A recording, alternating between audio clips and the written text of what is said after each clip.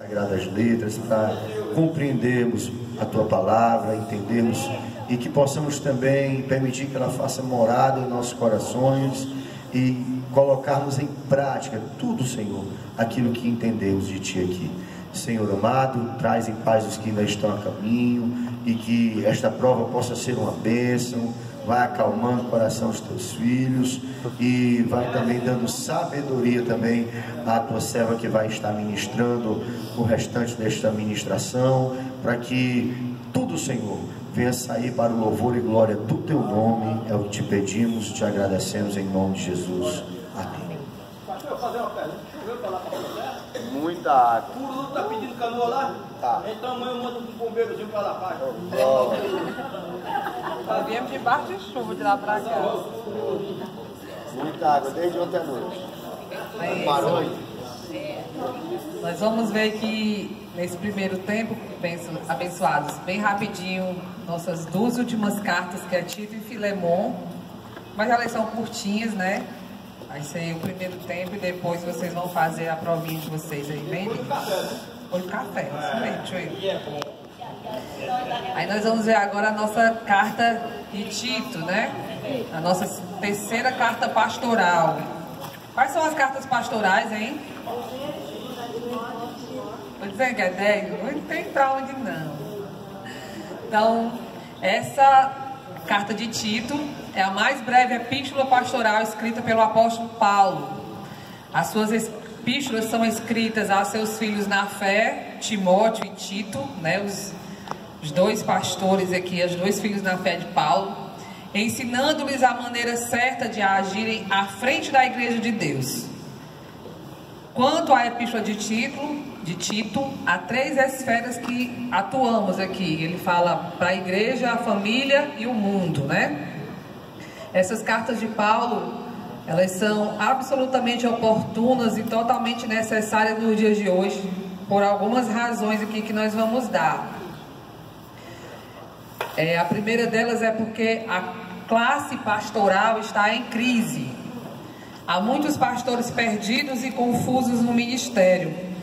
Uns vivem entregues na indolência, sem se afadigar na palavra, ou seja, tem alguns pastores que eles entram no ministério pastoral, não sei se eles acham que é só mamão com açúcar, ou se é porque acham que é assim um meio fácil de vida, e eles entram ali e de repente eles vão, aquele negócio, banho-maria empurrando com a barriga, né? Não se afadigam na palavra, não procuram aprender, não procuram ter um alimento sólido para passar para as ovelhas, aí vão fazendo de qualquer maneira. Outros vivem sem vigiar o rebanho, né? Que você vê que Paulo e os apóstolos, eles tinham muito cuidado com a igreja de Deus, tinham muito cuidado de proteger a igreja dos falsos mestres, dos falsos ensinos, de estar sempre cuidando ali para que a igreja não estivesse aprendendo nada errado, estava sempre confrontando o erro, né? Mas hoje em dia a gente vê alguns pastores que eles até pregam uma palavra bíblica verdadeira, vocês vê eles pregando assim no rádio, em algum lugar, é apaixonante, mas quando você vê a vida dos muitos membros, os membros são soltos, fazem o que bem entender, não são confrontados, né? Alguns porque de repente tem uma igreja muito grande e não tem uma estrutura, eles não colocam uma estrutura de acompanhamento bem de perto, e outros mesmo porque se preocupam mais com quantidade do que qualidade. Querem ter uma igreja cheia de gente, mas que não são verdadeiramente convertidos ao Senhor. Uns estão preocupados só com o número de pessoas, outros com números financeiros, mas não estão preocupados em realmente ter uma igreja doutrinada na palavra, crentes fortificados, crentes edificados, e que muitas vezes precisam ser confrontados em alguns erros para que eles possam viver o evangelho verdadeiro, né? E uma outra razão da importância dessas cartas para o nosso dia é porque muitas igrejas estão em crise. Por exemplo, falsos mestres tem hoje em dia? Conflito entre os membros na igreja tem hoje em dia? Perda de foco na igreja tem? Crescimento sem profundidade tem? Ativismo sem piedade tem? Isso aqui eu estou falando igreja, modo geral, certo, irmãos? Sermões que se tornaram produtos a gosto do povo, tem? Tem gente que diz assim, não precisa mais nem ir para a igreja, eu ligo na internet, um pregador da minha preferência, escolhe lá como se fosse um self-service. Hoje eu quero uma mensagem de vitória. Não, hoje eu quero uma mensagem de fé. Não, hoje eu quero uma mensagem... Aí ele escolhe lá o self-service dele e se serve, né? A ausência de arrependimento verdadeiro tem hoje em dia? Palavras de homem, não palavras de Deus, tem? Então é por isso que muitas igrejas estão em crise.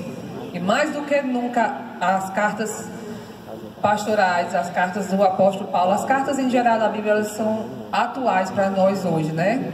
E o terceiro motivo é porque há nas igrejas um descompasso entre a teologia e a vida.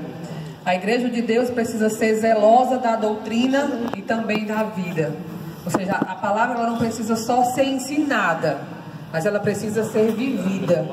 Precisa haver esse acompanhamento, né? Se realmente... Não adianta só, vou pregar quem quiser seguir bem, né? A igreja precisa ter essa preocupação se está tendo esse equilíbrio entre o que é ensinado e o que é praticado, né? E o quarto motivo é porque as heresias sempre se vestem de uma roupagem, de uma nova roupagem para se infiltrar nas igrejas. Então hoje em dia, na igreja evangélica hoje, nós temos liberalismo religioso, nós temos legalismo religioso, distorções da verdade ou negação da mesma. Então essas heresias que eram combatidas lá no tempo do apóstolo Paulo, que antes era os judaizantes, os gnósticos, hoje elas vieram com uma nova roupagem, mas não deixa de ser falsos ensinos, não deixa de ser heresias que precisam ser combatidas dentro da igreja. E o quinto motivo é porque a maneira errada de lidar com as pessoas dentro da igreja é a causa de muitas feridas também.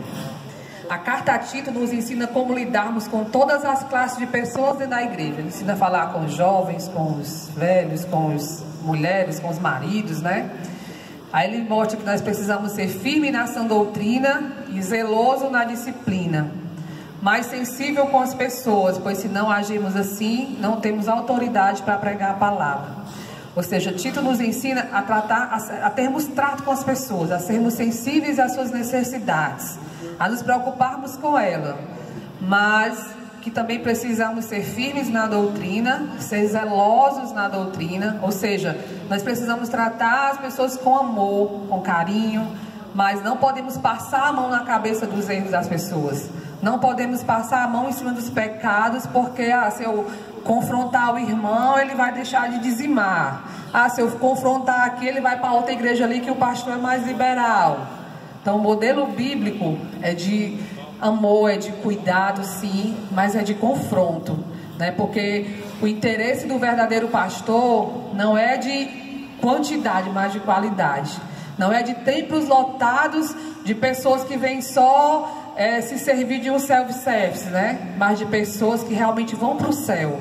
Porque como a Bíblia diz, os pastores eles darão conta de suas ovelhas a Deus.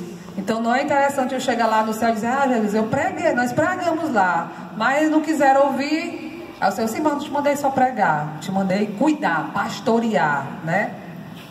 Então por isso que esses ensinos de Paulo aos obreiros, aos pastores, são tão atuais para os nossos dias. Pois não, amado?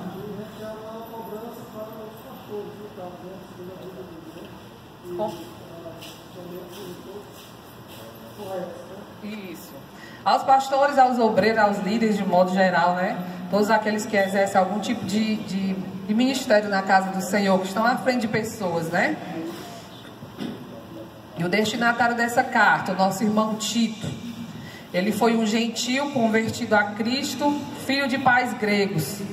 Converteu-se a Cristo pelo ministério de Paulo e saiu das fileiras do paganismo para abraçar a fé cristã. Ou seja, ele saiu da Grécia, onde tinha toda aquela cultura voltada para o paganismo e tudo, e foi mais um do que abandonou seus ídolos, as suas crenças e abraçou o Evangelho.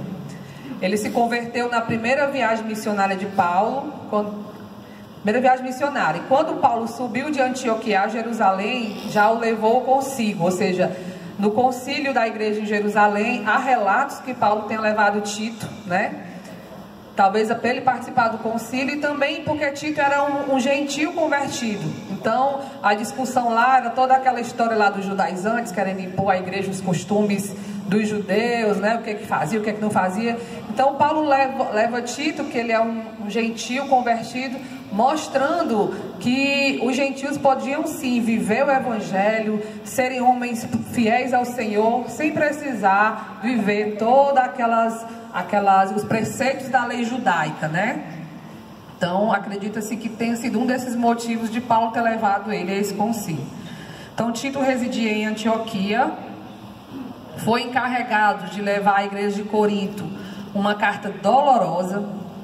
Após Paulo escrever a sua primeira carta corrigindo a Corinto e o problema não ter sido resolvido, ele próprio faz uma visita à igreja de Corinto, que após a mesma se tornou ainda mais hostil à sua repreensão. Ou seja, Paulo manda a carta repreendendo a igreja não só não resolve, Paulo vai lá pessoalmente, o povo fica mais rebelde ainda. Então Paulo deixou a cidade e escreveu de Éfeso uma carta pesada e dolorosa, e a enviou por intermédio de Tito. Tito não foi apenas o portador da carta, mas um instrumento para resolver o problema da disciplina e do membro faltoso, e restabelecendo a pureza da igreja. Paulo não teve alívio em seu coração enquanto não se encontrou com Tito na Macedônia para saber notícias de Corinto. Então Paulo mandou Tito lá para resolver aquele problema lá daquele irmão lá que se deitava com a mulher do pai dele, aquele problema seríssimo lá de Corinto, né? Tito foi encarregado por Paulo para levar à igreja de Corinto a segunda carta para completar entre os crentes a graça da contribuição. Apesar da igreja de Corinto ter sido uma igreja de progresso em outras áreas espirituais, deixava muito a desejar nas contribuições aos irmãos necessitados, pois Paulo tinha assumido um compromisso com Tiago, Pedro e João, que em seu trabalho missionário não se esqueceria dos pobres. Então foi mais um dos problemas que Tito foi resolver também em Corinto. Tito era companheiro e cooperador de Paulo, homem digno de honra na igreja de Deus. É o que está lá em 2 Coríntios 8, 23 ao 24. Diferente de Timóteo, que era jovem, tímido e doente, Tito era um varão determinado, capaz de sanar grandes problemas no meio das igrejas mais difíceis. Paulo chega a dizer que obreiros do quilate de Tito merecem alta consideração e amor da igreja. Ou seja, Tito era o homem que resolvia os buchos, né? Tito era o cabo desenrolado que ia lá quando tinha uns problemas sérios na igreja, porque ao contrário de Timóteo, que era tímido, né? Tito chegava lá e ele era destemido e ele resolvia mesmo o problema. Então era aquele cara que ia para resolver, né? Era um homem de iniciativa, era proativo e tinha um coração de pastor e uma temperança de aço para lidar com as tensões da vida pastoral. Era um homem íntegro financeiramente. Ele em momento nenhum explorou a igreja de Corinto. Ou seja, o povo já tinha dificuldade com as contribuições, né? Então, a exemplo de Paulo, ele não exigiu nada da igreja. Ele também procurava se manter, né? Tito era encarregado de Paulo para corrigir os problemas na igreja da ilha de Creta.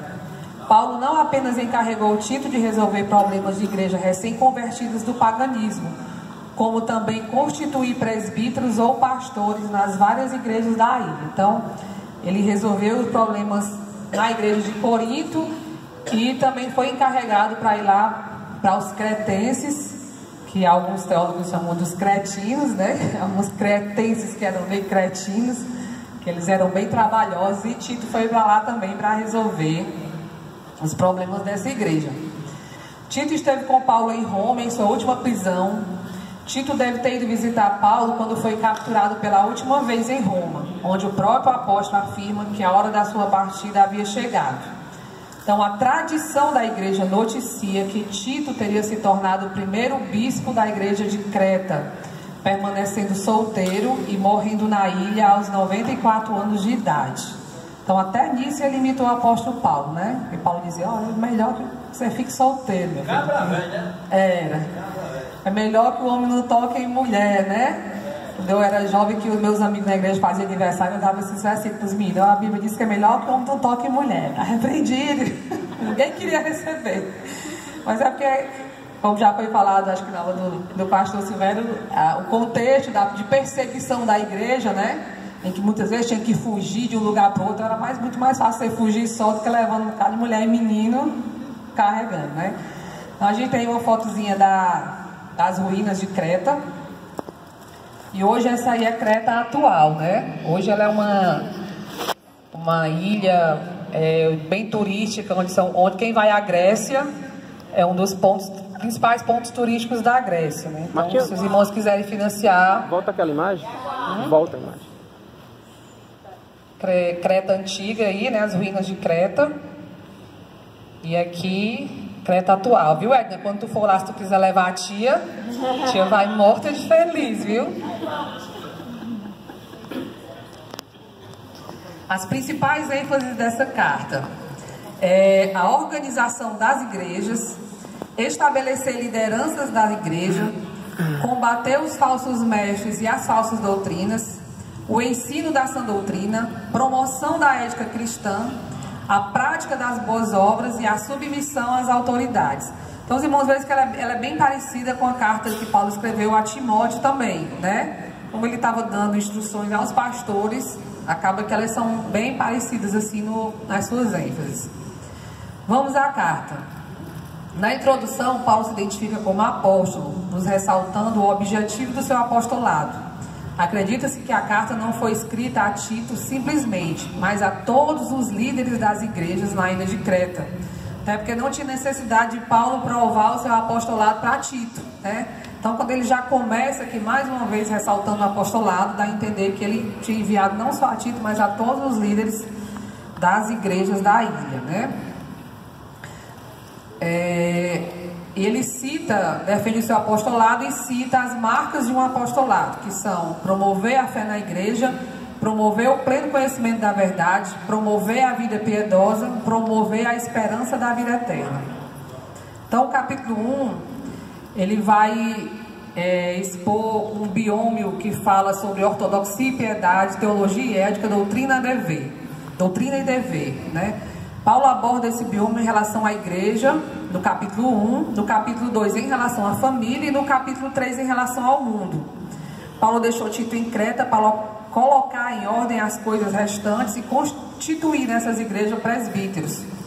O texto da carta indica que havia graves faltas na vida individual e conjunta das igrejas de Creta, né? Que falta era essa? O que tinha lá nessa igreja de problema? Falta de liderança espiritual, falsos mestres, conduta imoral entre os membros da família de Deus, tanto de jovens quanto de velhos. E ele traz aqui 3 verdades sobre a liderança da igreja. A primeira é que a liderança da igreja deve ser composta de um colegiado.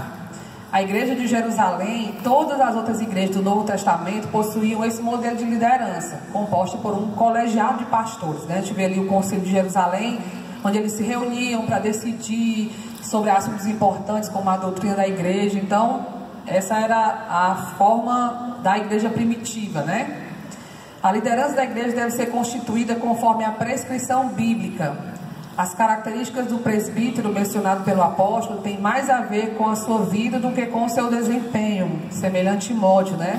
As características que Paulo dá tem muito mais a ver com a vida moral e espiritual do que propriamente com o preparo, digamos, teológico ou cultural do presbítero. A vida do líder é a vida da sua liderança. A vida precede o ministério e a sua base. A principal função da liderança da igreja é alimentar o rebanho com a palavra. Cabe ao presbítero dedicar-se à palavra de Deus, que abrange tanto o ensino da verdade quanto a refutação do erro. Aí ele vai falar também aqui sobre os atributos do presbítero, uma vez que Tito tinha ido para lá para organizar a liderança da igreja, para oficializar os presbíteros. Ele dá aqui também mais uma vez os atributos dos presbíteros, né? Os pastores que apacentam o rebanho. Aí ele fala isso lá no capítulo 1, do versículo 6 ao 9. O presbítero deve pastorear a igreja do Senhor. Nós temos isso em Atos, 1 Timóteo e 1 Pedro. O presbítero deve proteger a igreja do Senhor, tanto dos ataques externos quanto dos internos, lá em Atos. O presbítero deve dividir e governar a igreja, servindo-lhe de exemplo, dirigir e governar a igreja, servindo de exemplo. Agora às 8 horas. O presbítero deve pregar a palavra, ensinar a sã doutrina e refutar aqueles que a contradizem. O O presbítero deve orientar a igreja nas questões doutrinárias e éticas. O presbítero deve viver de tal forma que sua vida seja um exemplo para todo o rebanho. O presbítero deve corrigir com espírito de brandura aqueles que são surpreendidos em alguma falta. O presbítero deve velar pela alma daqueles que lhe são confiados, sabendo que prestará conta desse pastoreio ao sumo pastor. O presbítero deve exercer o ministério da oração, especialmente em relação aos crentes enfermos. O presbítero deve estar engajado no cuidado dos crentes pobres. É a prova dos irmãos da CEMED? É, assim. Pronto, os irmãos da CEMED. Tu me tira um 10 hoje não, pra tu ver, viu? É só os irmãos da CEMED, penso, que eles vão ter uma reunião, aí eles vão fazer logo a prova, mas o restante nós vamos continuar aqui. O presbítero deve ser irrepreensível, sem culpa, não passível de acusação. O presbítero não pode deixar flancos abertos em sua vida, nem brechas na sua vida moral. Então tem 3 áreas distintas que o presbítero ele precisa ser irrepreensível. Olha o nosso presbítero chegando ali. Deve ser irrepreensível como líder na sua família, deve ser irrepreensível como marido, deve ser irrepreensível como pai. Os filhos dos presbíteros não podem ser dissolutos, que é a mesma coisa de libertinos, extravagantes em seus prazeres pessoais, luxuriosos, não podem ser insubordinados, precisam ser submissos aos seus pais. Isso os filhos que moram na casa sob a autoridade dos pais, né? Porque os pais também não podem responder por aqueles que já casaram, que saíram de casa, mas os que estão debaixo da autoridade do pai, eles precisam se enquadrar aqui dentro desse contexto. O presbítero precisa ter uma doutrina pura e uma vida pura. Então ele vai falar novamente que o presbítero deve ser hospitaleiro, amigo do bem, e que ele não pode ser arrogante, irascível, não dado ao vinho, não violento, não ganancioso, né? Todas essas qualidades aqui que ele já destacava lá em Timóteo. E agora nós vamos falar aqui de alguns rapazes. O que é que vocês identificam aí nessa imagem? O lobo mal. Quem é que Paulo combateu nessas cartas? Tudinho. Tinha uma galera lá que ele, todo canto que ele ia tinha que combater, ele, todas as igrejas. Os falsos mestres, né? Então lá no meio do rebanho, se baixar a cabeça parece uma ovelhinha, mas na hora que ele levanta a gente vê a cara de mal, né? Sargento Ivan. Quais são as características desses falsos mestres? Está lá no capítulo 1, versículo 10 ao 16. Eles eram insubordinados, rebeldes e falastrões. Essa palavra insubordinados quer dizer soldados infiéis, ou seja, não tinham fidelidade à liderança da igreja, não tinham lealdade à igreja, né? Os falsos mestres se negavam a obedecer à sã doutrina e à liderança constituída na igreja, ou seja, eles eram rebeldes, faladores e se negavam a obedecer à palavra, né? Eram enganadores, a vida deles era errada, a doutrina deles era falsa. Sua palavra não apenas deixava de edificar, ele de fato levava ao erro. Então eles ensinavam uma doutrina contrária à doutrina apostólica, à doutrina da palavra de Deus. Eram proselitistas quanto ao ensino. Eles não buscavam os pagãos, nem queriam fazer discípulo entre os que viviam perdidos, mas iam atrás daqueles que haviam abraçado a fé cristã para desviá-los da sã doutrina. Ou seja, eles não estavam interessados em desviar ninguém do mundo, eles queriam desviar os que serviam ao Senhor, os crentes da igreja de Deus, né? Corruptores quanto à moral. A doutrina deles produzia perversão e não santidade, escravidão e não liberdade, morte e não vida. Gananciosos quanto à motivação. Os falsos mestres não eram movidos pelo desejo de servir a Deus ou ao próximo. Estavam interessados não na vida espiritual das pessoas, mas no seu dinheiro. Será que hoje em dia tem esses rapazes? Acho que não, né? Acho que não tem muito não desses falsos mestres hoje em dia, né? Pouco, não tem pouco. Quando acerca desses falsos mestres, eles eram judeus ou também eram gentios? Tinha as duas classes, penso. Tinha os judaizantes, né? Mas também tinham crentes que tinham vindo gentios que entravam na igreja e não recebiam uma palavra e começavam como os gnósticos, né, que se infiltravam na igreja ali como crente e começavam a disseminar os seus ensinos errados e contradizer a doutrina apostólica, né? Então tínhamos dois lados. Então eles eram também mentirosos, eram embaixadores da mentira, embaixadores do engano e não da verdade. Violentos, eram truculentos em palavras e atitudes, ou seja, se fosse confrontar eles, a confusão estava feita, né? Glutões e preguiçosos, não eram dados ao trabalho, viviam pelo prazer imediato, eram alérgicos ao trabalho e viciados em glutonaria, ou seja, além de andar ensinando o que não prestava ao povo, eles queriam estar comendo na garra dos crentes, tudo, né? Eram umas pragas. Legalistas quanto à teologia, davam muita importância aos mandamentos, regras e preceitos fabricados por homens, criavam longa lista de pecados. As coisas que eram boas em si mesmas, eles transformavam em coisas contaminadas e impuras. Ou seja, proibiram o crente de comer certas coisas, proibiram os crentes. Hoje em dia a gente tem alguns lugares, né, que tem cada doutrina besta que a gente olha assim, meu Deus, né?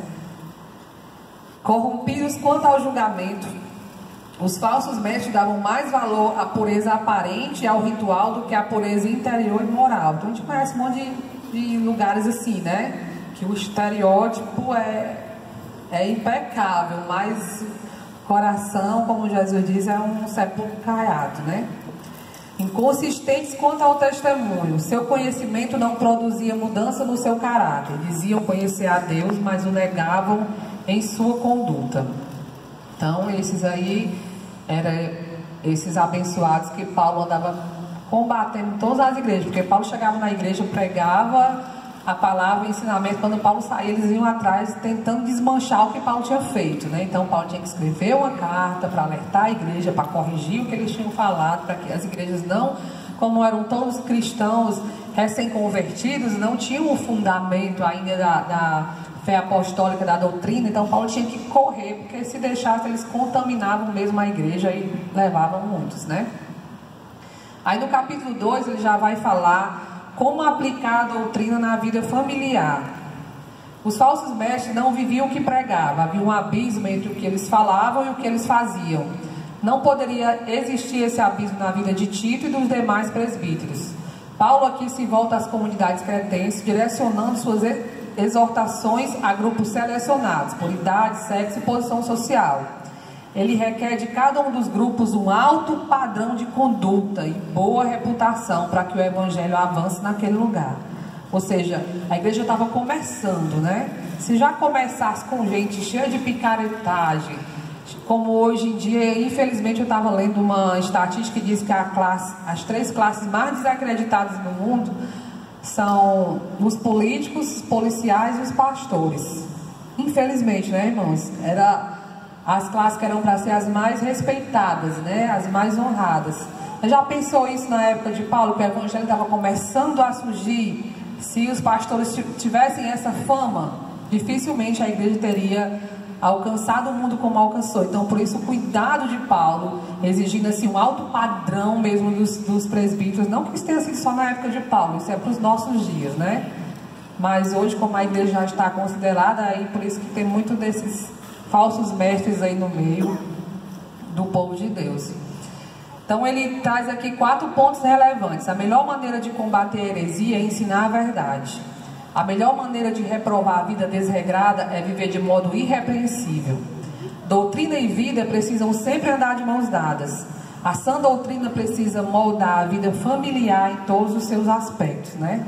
É aquilo que nós já falamos. Nós não podemos ter uma vida espiritual aqui na igreja desassociada da nossa vida familiar, da nossa vida profissional, da nossa vida acadêmica. Nós temos que ter um só comportamento, um só testemunho em todos os lugares. Aí ele vai falar aqui dos preceitos de Deus para os homens idosos. Ele diz que ele deve ter domínio próprio, apetite sob controle, deveriam ter reputação aprovada, um caráter inquestionável, deveria ter equilíbrio nas atitudes, homem que governa seus instintos. Deveriam ter maturidade espiritual, aperfeiçoamento nas escrituras, relacionamento com Deus, com os irmãos, comportamento diante das pressões da vida, ou seja, saber se comportar diante das pressões da vida, saber a maneira correta de agir, né? É isso que Paulo espera dos homens idosos. Aí ele vai falar para as mulheres idosas.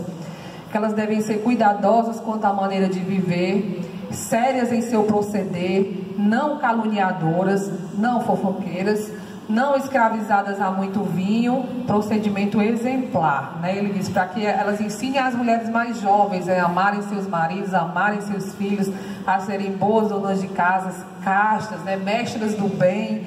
Então Paulo espera isso, que as mulheres mais velhas, elas fossem um exemplo para as mais novas, né? Em tudo.